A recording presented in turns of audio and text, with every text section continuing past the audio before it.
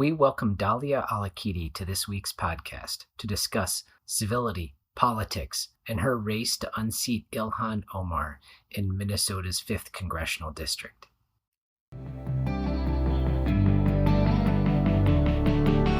Bald, blind, and buddies.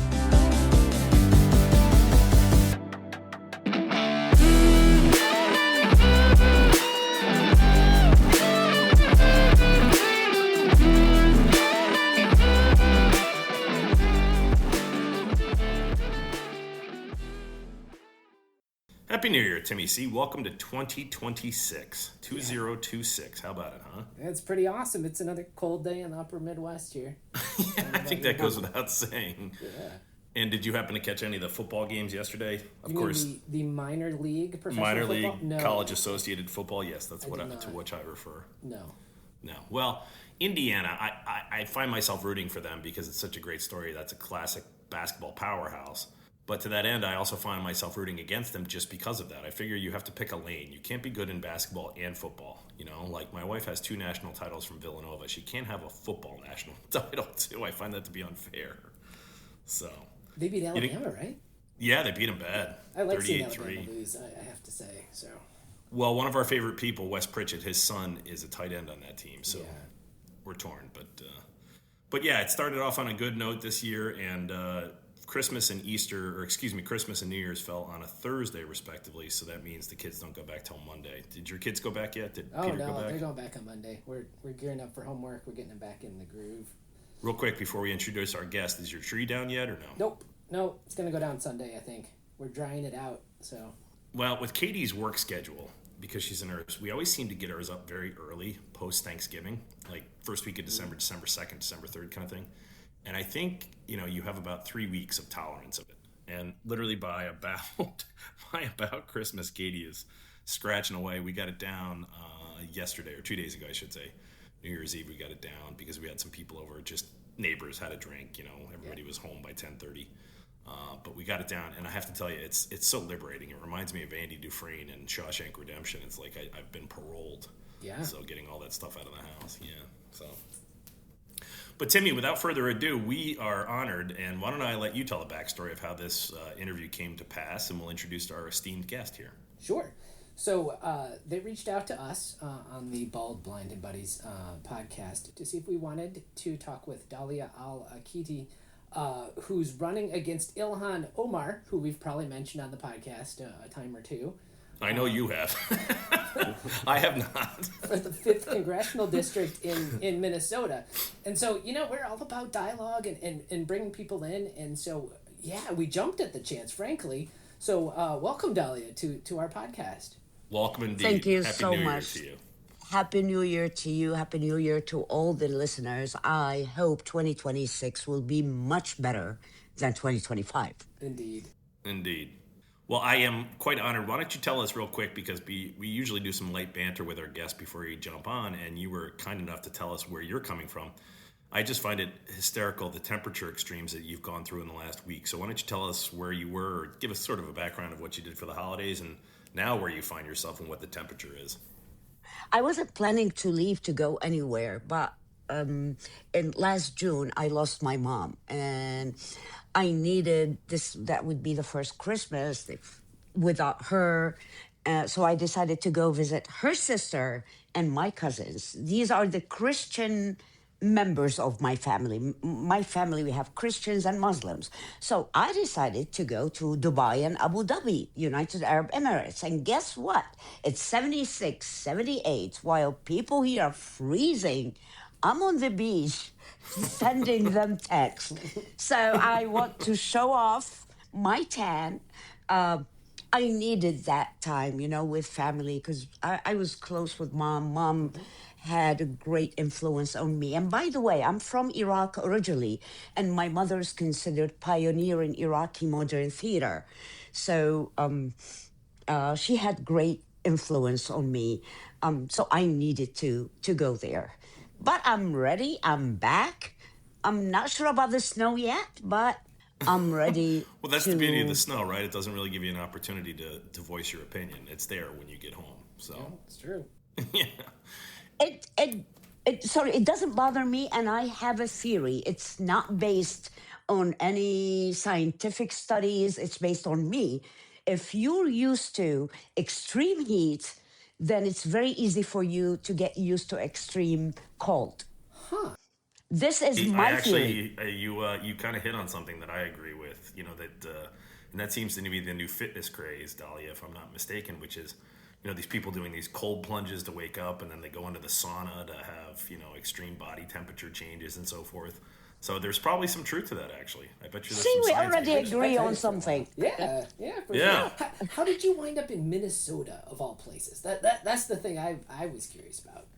I moved to the U.S. For good. I've been to the U.S. before in early 90s, but I was working in Saudi Arabia. I'm very politically active for the longest time. So I've been working in Saudi Arabia with the Iraqi opposition against the oppression of Saddam Hussein and his regime.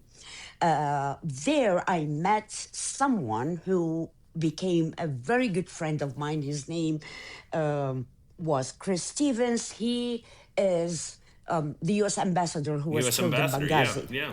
Mm-hmm. So he's the one who convinced me and told me, Dalia, you need to go to the U.S. Someone like you will thrive there. So we moved to D.C. in 1993 until about almost 8 years ago. I was doing some work. I do a lot of, I've been a journalist for all my life, so I've never done anything other than journalism. So I've been following what Ilhan Omar was doing, because I'm very, I focus on political and radical Islamism in the West.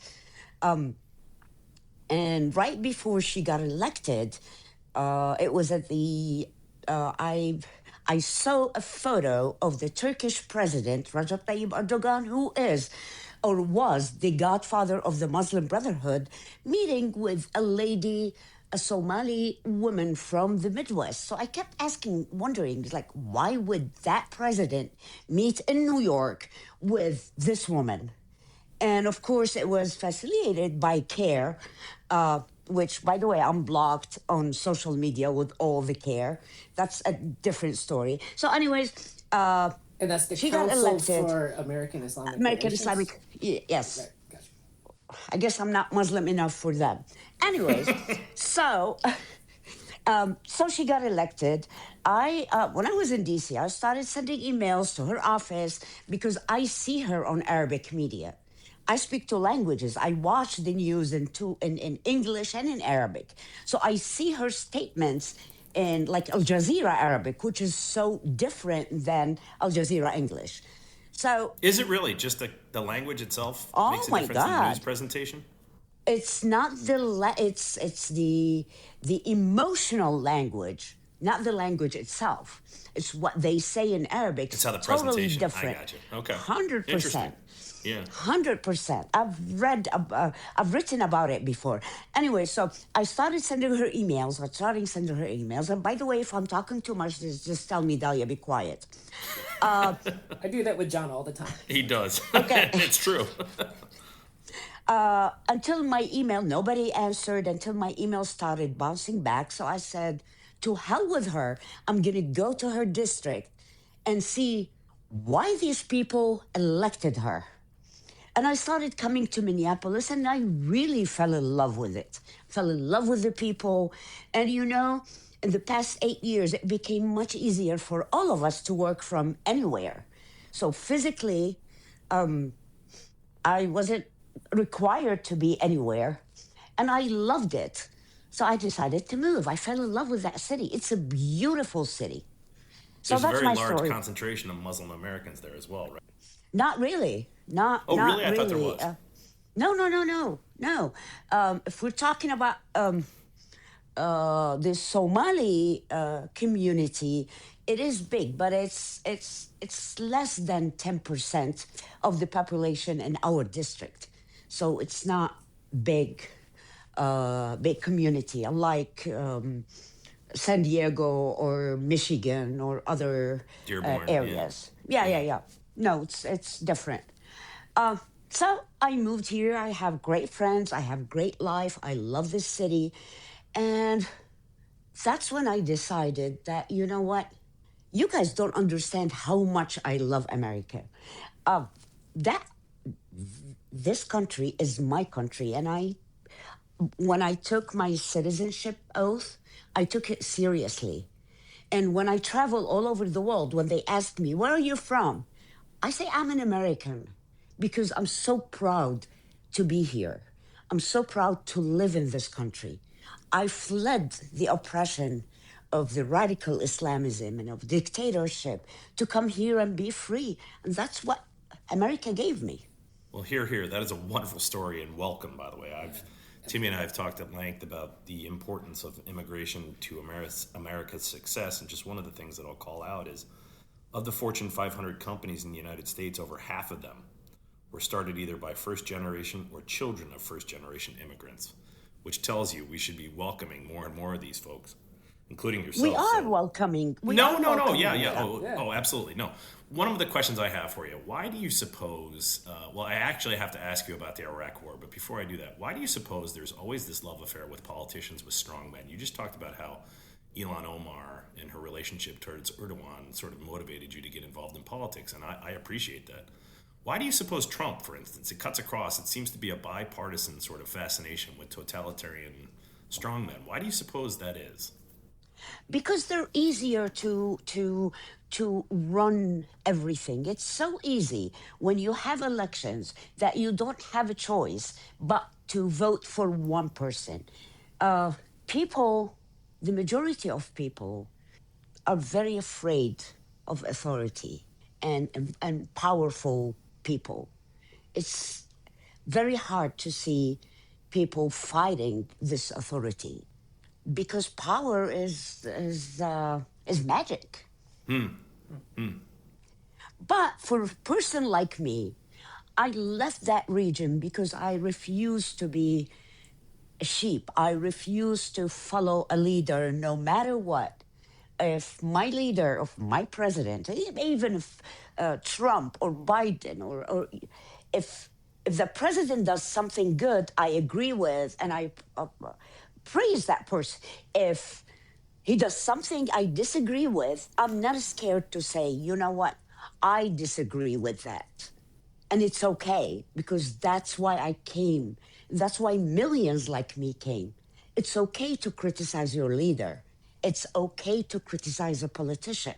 That's fine, even if it's from your side, from your political party. That does seem to be in short supply, does it not? The ability to criticize your own party. I don't know. I'm ready. I don't know. I am too. That's why Timmy and I have this podcast.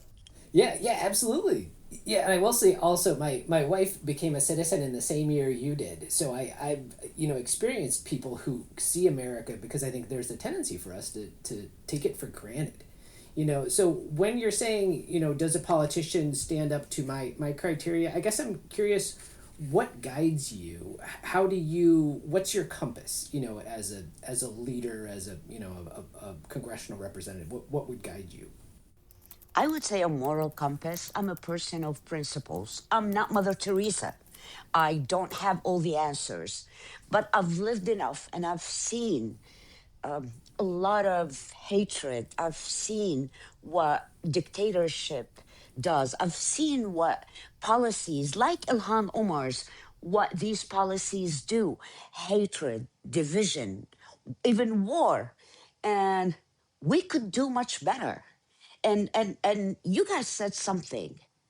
You said that we need to have a dialogue. Right now, we cannot, you go in the street, you cannot have a conversation. But it's okay to disagree on things. That doesn't make you my enemy. Timmy and I say that all the time. We can disagree without being disagreeable, right? Yeah. So Exactly. Dalia, let me ask you a question. Go ahead. Let me ask you a question. So there's a famous story about President Obama when he was candidate Obama. David Axelrod, who was also a journalist, became his chief strategist. And he is notorious for, it's apparent, he asked him, he said, can I ask a question? Why are you running for president? You seem too well adjusted and normal. And I'm going to turn that back to you. Just in the few minutes we've had on this discussion, you seem so open-minded, so caring, so decent. I am not necessarily a Republican, as I've made abundantly clear. I'm not per se a Democrat. I'm much more of a liberal, small L libertarian. But why are you running? What is wrong with you that you're running? I say that in jest, but I'm being serious. Why are you running? First, I'm offended because you called me normal. I'm not sure about that. Normal Touche, is boring. touche. I know. I truly believe that this is the time for us, the centrists from both sides, to work together, to talk together. That's the only way out of what we're seeing in the United States. So if someone like me from that party and someone like me from the other party, we have more things in common than the far right and the far left. So yeah, I believe I'm decent. I am a decent person. And I believe that many people deserve better than what we're having now. I'm so appalled that the DSA, Democratic Socialists of America, are roaming around because you know what? Tim, you said something. You said we take advantage of this country. You guys don't understand what it means to lose freedoms. You guys don't, because you've never felt anything else. You've never experienced anything else. So you don't know how it feels to be oppressed. You don't know when you're a teenager and you're growing up and you're not allowed to think. You're not allowed to dream. You're not allowed to joke. You're not allowed to watch TV other than the government TV that is on all the time. You won't appreciate it unless you lose it. And I believe that you guys should hear from us, from the people that came from South America, from the people that lived under a socialist regimes. We suffered. We couldn't be normal children. We couldn't be normal teenagers because we're not allowed to. Can you imagine you're not allowed to dream? Yeah. You know, it's interesting you bring that up. When I was a young man, as a person with a disability, a blind child, I used to dream about flying airplanes and driving cars, and my parents were so Timmy, worried. I'm not getting in the plane with you, man. I love Yeah, you, but well, I'm that's not getting in okay. the plane It's all right. with you. But my parents were so worried, and they had a teacher who said, "Just let him dream, just let him dream." And I think that's an important lesson for everybody should be able to and think of the possibilities. For sure. The greatest, 100%, the greatest ideas in the world came out from a dream. Mm-hmm. Yep, absolutely. Dalia, are you going to win Yeah. this race? Are you gonna represent the 5th district? Is it the 5th district in Minnesota? 5th district. I'm gonna fight until the last day. It's very blue, right? It's a very democratic. It's very, very, very, very blue. But I'm reaching out to the centrist, to the independent and centrist, because we cannot continue like this. So take it from me. I'll work my ass off until November. Nonstop. I'll go everywhere as if I've been going everywhere and talking to anybody and everybody. And I'm not afraid to answer questions. And I don't have skeletons in my closets, and I've never married my brother. That was very well done there. Explain that jab, will you? Yeah. Sure. Apparently, and I have not verified, that Ilhan Omar married her brother. Is that the contention? Well, yeah. We don't know, but forget about Ilhan Omar. This happens with immigrants when they falsify immigration documents for this. Now, I'm not insinuating any sexual thing, but we don't know. We don't know, and it's very hard to prove because the names are so similar. It's like you have 100 men in the same Muhammad Ali, Muhammad. Yeah. So it's very hard to verify it. Yeah. And that was a joke, by the way. Right. Of course. Yeah, no, Well, yeah. Dahlia, we embrace Absolutely. humor. I am the liberal who will be the first person to tell you. Ask Timmy, who do I say all the time killed humor? Oh, the liberals did, yeah. Liberals. Well, Lighten up, Exactly. people. Would you just laugh at yourself for a little bit? I mean, because humor says I might be wrong, or there's another way to look at this. Like that's what humor does, and it's an important thing. So as long as you brought her up, what should we know about her? I've been seeing stuff about this fraud scandal and her response to it, which to me looks pretty yeah, Dolly, unsatisfactory. will you give us background on that for those Yeah. that are? I'm familiar because I pay attention to the news of this situation with Somali immigrants, the president, and the Health and Human. I believe it's Health and Human Services have frozen funding for child care centers and such. Could you give? I always joke the dozens and dozens of people that are listening to this podcast some background on that, and maybe compare and contrast yourself. Why would you be a preferable choice to Ilhan Omar, which just based on our discussion, it seems like you would be, but Because I I don't know her love from this Adam. So. country. Because I love this country. Because I'm willing and I will represent everyone in our district. Unlike her, she doesn't even represent half of her political party constituents. She's a self-centered person who started 8 years ago or six, I'm not sure how many years ago, with $36,000, and now she has millions. She funneled money. She's not a decent person. She's a liar. She's she loves political Islamism, not because she's a Muslim. This has nothing to do with it, but because they groomed her well. And let me tell you why. If you look at her voting records from the day she entered until now, and look at the who benefits from her voting, organizations that are front for the Muslim Brotherhood and political Islamism, countries like Qatar, countries like Turkey, countries that support the radical political Islamism. That's my issue. She's never done anything for her constituents. She refuses to say, I represent everybody. She just represents the progressives, which is very small part of the DFL. Yeah, that makes sense. And so the fifth congressional district, can you give us an idea geographically what that represents? The fifth district is mainly Minneapolis Okay. and a few suburbs around. It's about, let's say, about 800,000 people.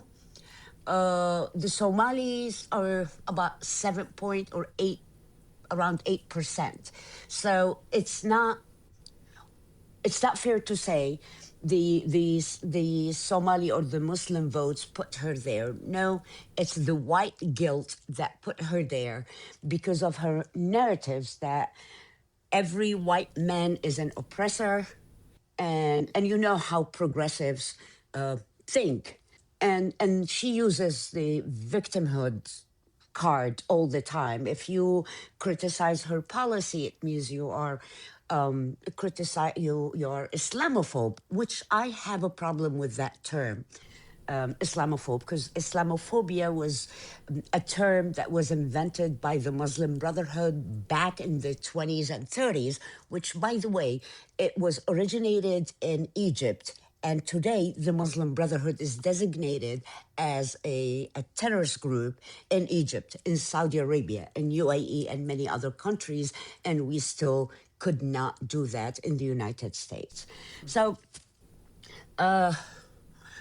this issue bothers me a lot because I've been working on this for 20 years. I work with think tanks, and so that Islamophobia, that's the term that was invented by the Muslim Brotherhood to silence any and every conversation, any criticism. That's a ready accusation. So if you say, oh, Ilhan Omar is this, then you are Islamophobe, you are anti-immigrant, you are racist. But guess what? I am a Muslim as well. I'm an immigrant. I'm a woman. I'm not white. So I dismantle these accusations.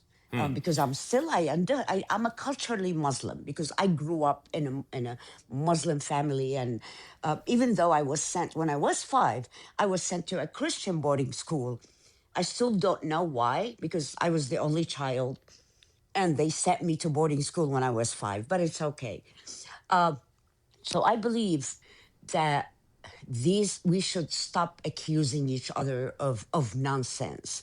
Just because we criticize her doesn't mean that we're anti-immigrants. Just because I personally call for vetting everyone who comes to the United States, because I was vetted. I waited and waited until I was vetted. It's funny, isn't it, that it's always the immigrants that did it the right way that are the most angry at people trying to buck the system, as it were. So I appreciate Because there are that. millions. Timmy's wife did the same thing. Yeah.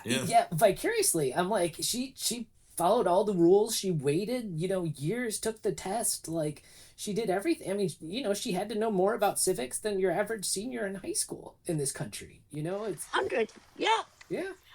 And Dalia, you're the know perfect vessel. Oh, I'm sorry. I was just going to say you're the perfect vessel to be able to challenge some of these accusations. That seems to be the way in politics now, that if you disagree, you are anti-man or anti-woman or anti-Muslim or anti-Christian or this or that. There's just this sort of black and white dichotomy that's presented, but it seems to me you're the perfect vessel to counter that as a woman, as an immigrant, as an Iraqi refugee, all those sorts of things that you have at the table that say to Ilhan Omar, no, I don't agree with you, and I'm also a woman of color, so to speak. It begs the question, is it working? Like, does it give you cover? Because sometimes people find out that, sure, I'm in this group, but once I speak up, I'm still castigated. I am, because I have an R before my name. Right. Fair enough. I've been called a token. Yeah. And I was like, guess what? Nobody cares what I'm doing here. I was like, oh, they sent her. Oh, she's this. And and I worked for the Mossad, and I worked for what? And I worked for, I don't know how many intelligence around the world, which is BS. That's You're a lot more not interesting, the case. right? They make you sound a lot more interesting than you really are. That's what I always tell I people. know. The name is yeah. Dalia Bond, my new name.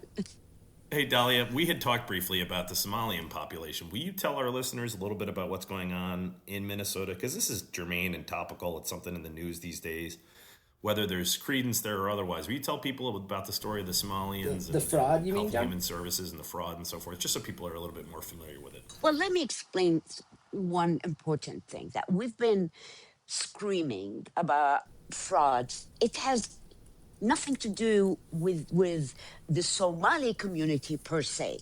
We've been screaming out about the fraud that's been happening. It just happened that the majority, and that's not me saying it, are from a certain community, which I believe that the Somali community leader should take action, should identify that there is a problem and work on it. Nobody paid attention to what's been happening in Minnesota until the feds started. So now we're uncovering fraud cases and like feeding the future and autism centers and many other departments or services. But the thing is that fraud cases that we all hear about revealed that we have systematic problems, that systematic failure in our state oversight, weak verification standards, poor interagency coordination, delayed enforcement responses across social services, and even immigration programs. And the problem is that political resistance to scrutiny, as we said, framed as accusations of racism and Islamophobia, discourages policymakers from implementing necessary reforms. And that's the problem. Are you saying the politicians recoil from from being called a racist or a sexist or Exactly. fill in the blank, and as a consequence, Yes. no tangible progress can be made because people are afraid of their own shadow, as it were. And you know what's alarming is that many of the people on the left dismiss these allegations. They call it fake, exaggerated, and guys, I don't understand.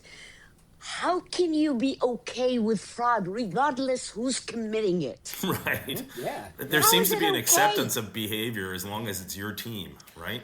He's got an R in front of his name, it's okay. He's got a D in front of his name, it's not okay, and vice versa. Right? It also carries the tone of blaming the victim, right? So the taxpayer in Minnesota has been stolen from, and you're saying, well, it's your fault because you didn't enact enough policies to prevent it, right? That's what she said. Yeah, I know. We don't do that in other areas. We work hard not to blame the victim, in most other cases. So I find it fascinating.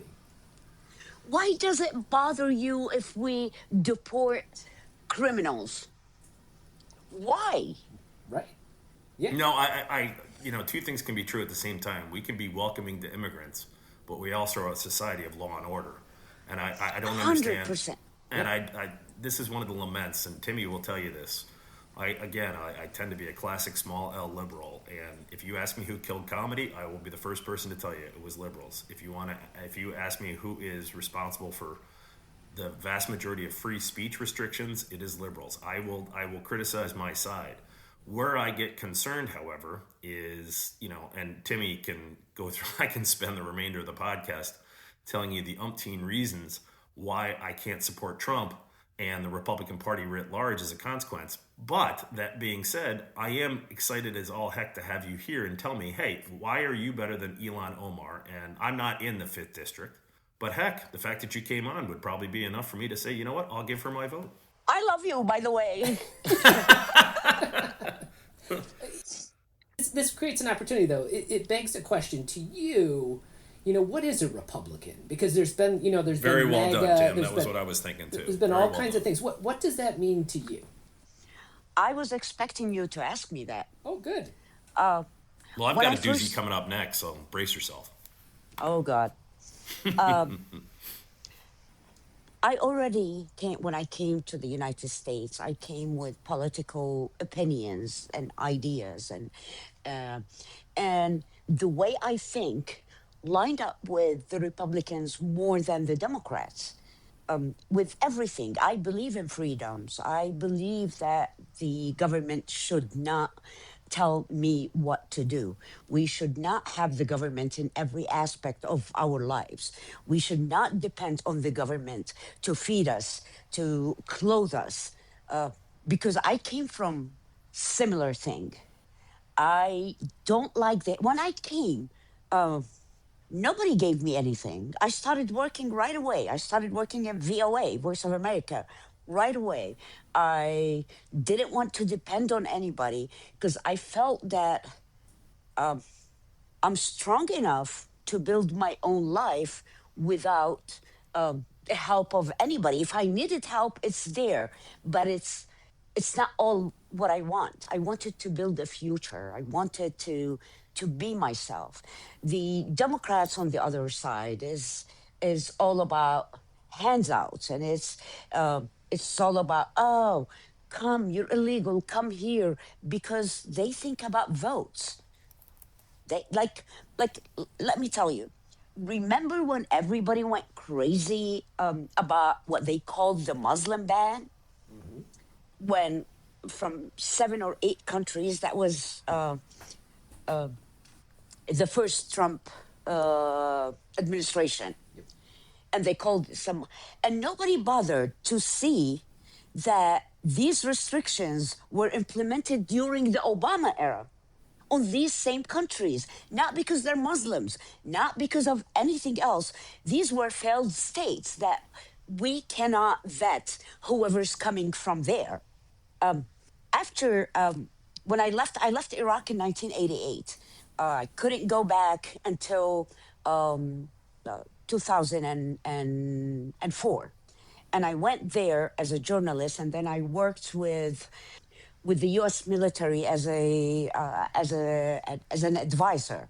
So I trained Iraqi media offices in security ministries, and I know when it's when you have a failed state, when you have a corrupt government, you can never vet a person from there properly. And we've seen this throughout the years that people coming from different regions, that they're part of a militia, or they've committed crimes in their countries, but we couldn't vet them well. So it bothers me when, yes, do we have a problem with our immigration system? Yes, we can reform it. But do you guys know there are millions are waiting to come here legally, to thrive legally? But if we open our borders, just like Tim, would you open your door to anybody and let them inside your house without knowing who they are? Oh, absolutely not. We actually have a bit. You remember that we did a bit on this, John, didn't we? Yeah, we did. And I was just going to joke, Dahlia, you know that Timmy is blind, so he can't see who's coming in anyway. Yeah, so, but you know. we did a bit on this. It was Care B&B, where you just let people into your house and they stay for as long as you like, and they might even do something nice for you. Exactly. I think that analogy makes a lot of sense. Yeah. You can't just have everybody who wants to be there. Like a state. The country club is not the country club if everybody gets in. No, that's true. Yeah. So, 100. Dahlia, let me ask you 2 rapid fire questions because these are the big ones. Who do you blame? Because I have said this multiple times. Timmy and I have talked about this. We've actually had discussions with immigration and things of that nature. Who do you blame more? Which party? Because to me, this is the dirty little secret that both parties seem to turn a blind eye. Republicans like it because it's cheap labor, as do Democrats. Democrats like it because they hope that the Hispanic vote over time becomes more democratic. It seems to me that both parties have sort of made a quid pro quo agreement in the dark of night that basically says, we won't do anything about this and we're going to blame each other. Do you think that's a fair assessment, or do you put more blame on one versus the other? And again, I don't want to engage in tit for tat. I do. You know what? Do we need immigrants? 100%. Yep. 100%. The question is what type of immigrants that we need. I blame the Democrats because they don't care what type of an immigrant. I disagree with the open border policies because we don't know who these people are. I'm not saying all of them are criminals. I'm not saying all of them are 100%. I don't say that. But it's the government job to protect its soil. It's the government job to protect its citizens. It's the government job to protect anybody who legally lives there. That's any respectable government would do around the world. Fair enough. Now, put your bipartisan hat on. Tell me where the Republicans have failed on immigration.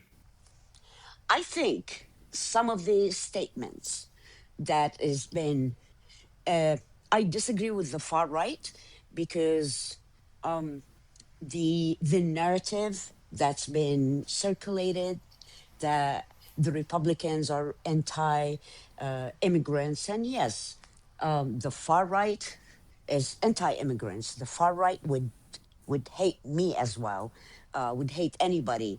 I disagree with that 100%. But I support what they're trying to do. Controlling the border it should be a priority to every government. It shouldn't be a partisan issue. It should be a bipartisan agreement, right? The other way. Yes. Let's fix this problem, folks. All right, final question for me. There's a classic saying too. It's fix the problem, not the blame. Right? We're so good at the blame game, right? We should be able to, as you're trying to do, unite people and bring them together to solve problems, and you know the blame is almost secondary. Timmy, do you remember Frasier on Cheers? I don't know if you're familiar, Dahlia, and if you're not, 100%. I have my Cheers in Minneapolis. When you come, I'll invite you to it. So one of my favorite lines in there, and somebody says to Frasier, do your patients ever get better? And he says, yeah, some of them, over time we can work at it, blah, blah, blah. And he says, well, couldn't you just fix them quickly and move it along? And Frazier says, yes, but there's nothing quite as lucrative as dragging it out. And it's kind of how I see the immigration issue, which is there's a whole lot of money to be made on the cable talk shows by not fixing it. But Dalia, my final question, out of respect for your time, and again, I really, really genuinely appreciate hearing from folks, and I hope you enjoyed the time with two, as I say, dipshits from Notre Dame who don't see politically the same way but remain friends. But you know what? Yeah, We had a great discussion. Yes, we did. Yeah, and that's the point, is it not? So, 100%. but here's my question. I loathe everything. I cannot tell you, in the basis of my soul, I loathe everything Trump is and everything he represents. I disagree, as you say, with the far right. That being said, I can understand how he was elected. That's the unfortunate part. And one of the reasons I say that he was elected is there was a frustration with the Republican establishment. You know, the classic Rockefeller Republicans, if you will, the John McCains, the George H.W. Bushes. And one of the reasons I put the blame on the Republicans and the ascension of Trump is the Iraq War. There is a reluctance among certain people, particularly even the Republican foreign policy circles. I did not agree with the Iraq War when it happened, not because I didn't think Saddam Hussein was an awful human being, but in foreign policy, oftentimes it's better the devil you know than the angel you don't. Was the Iraq War, in its simplest terms, a mistake? I supported the war from day one. Do you still do so in 2026? I do. I Okay. still do. You and I are going to just disagree on that. That's fair, because I was the exact opposite. I didn't agree with it then, and I think the net impact of it is the ascension of Trump, or at least one of the factors that contributed to the ascension of Trump. However, I agree with one thing. I was against seeing the Syrian president Al-Julani in the White House. I was appalled because Al-Julani was a terrorist and will always be a terrorist. Being a member of Al-Qaeda and a member of ISIS is now a member of a country club. Well, I mean, Clinton did the same thing with Arafat, did he not? I mean, you had to prop somebody up. You can't negotiate peace unless you have somebody to negotiate it with, and for better or for worse, that's unfortunately how you get these folks. So. Yeah, but I think it was too early. I feel strongly about terrorism. I feel I've covered war zones. I've covered Iraq. I've covered terrorist attacks in Afghanistan. I've covered terrorist attacks in Europe. I understand the danger of radical Islamism. I so understand it, and it's very appalling to me. I couldn't watch it. I couldn't watch him being in the White House. It's just. I hate terrorists. I cannot support that that issue. I cannot, and that's why I disagreed with Trump. There are certain issues that, like abortion. I'm one of the very few Republicans in the country that would say, you know what? I am a woman. I cannot support a ban on abortion. That's why I don't want the government to be involved. You might have just ended your political career. You know that, right? Right there. No, I've said it. I've said it before. No, I've said it before. I'm just teasing. But and I happen to be on the same page. But then again, the far right and the far left are pushing everybody to the extreme.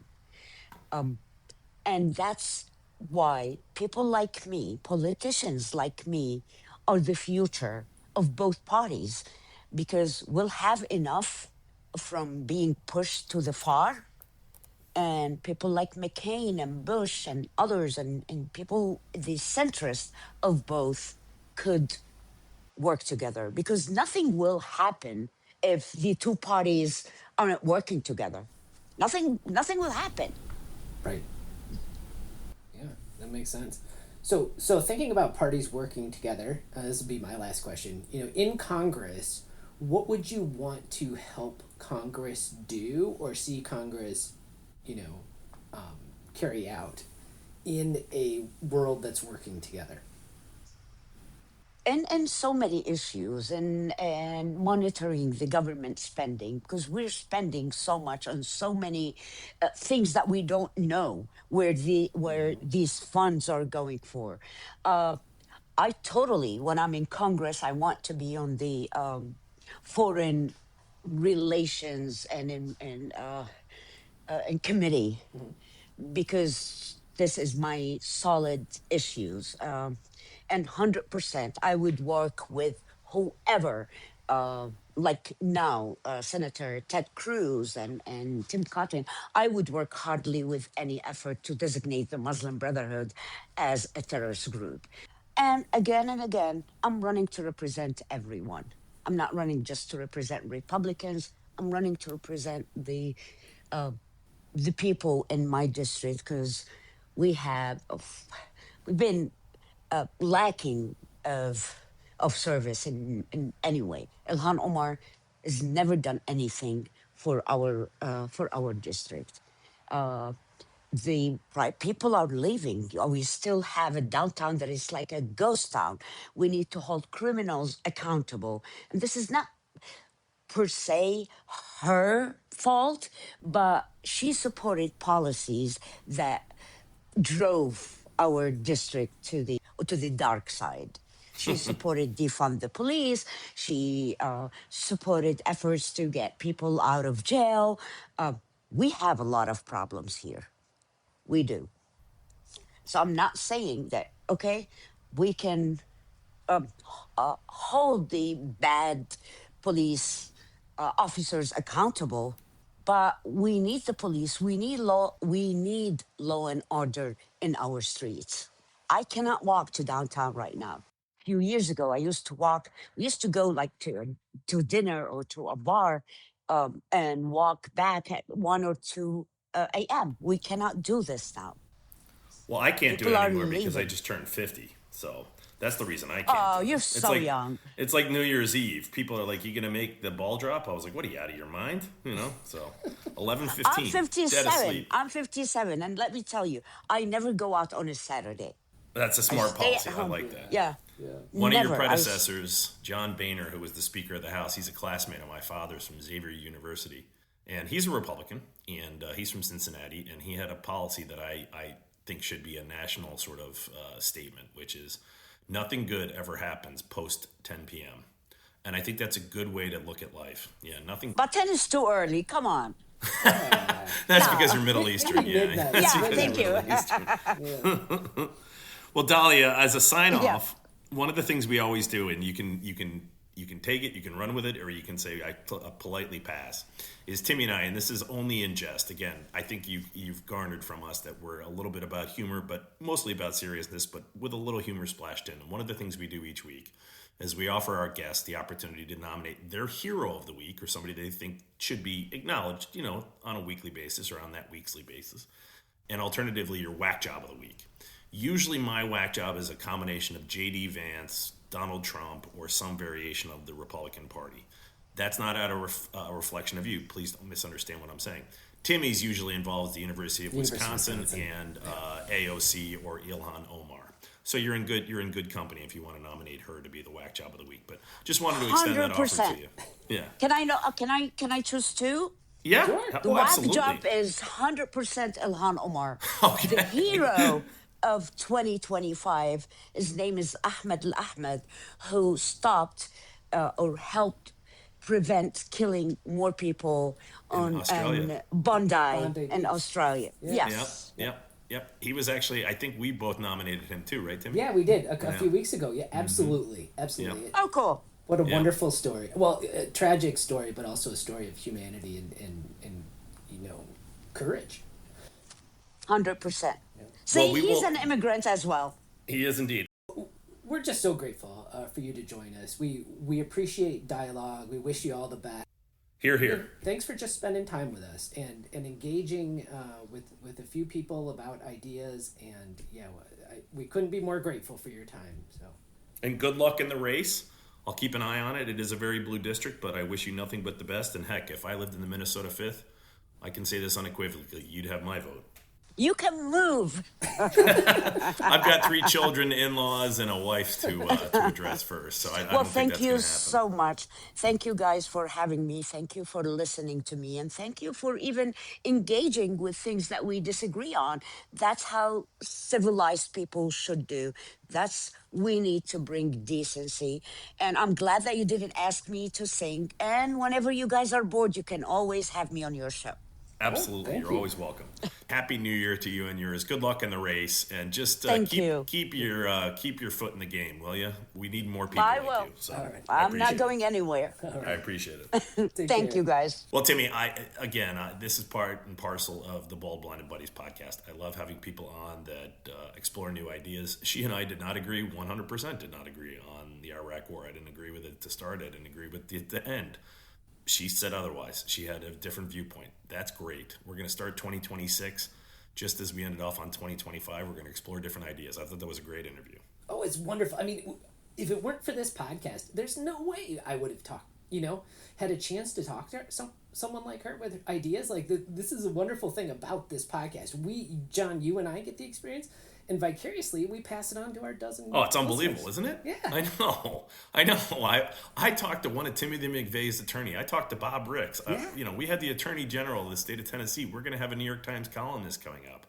It's really a testament to, I think there's a desire amongst people to explore ideas. And, two dipshits who live next door to each other at Notre Dame get the benefit of it. So To be heard and to listen, right? That's what we do, and it was great. I'm so glad. I do more like being she's on. heard than listening. But I'm going to work on that in 2026. So, hey, Timmy, as always, Happy New Year to you, pal. Love you. Say hello to Blue Leaf for me, and welcome to the new year. And this is John Bullen signing off, just as I left last year, saying, hey, misbehave, drive fast, take chances. And Happy New Year, John. And this is Tim saying, if everybody likes what you're doing, you're probably not doing anything worthwhile. Let's keep talking.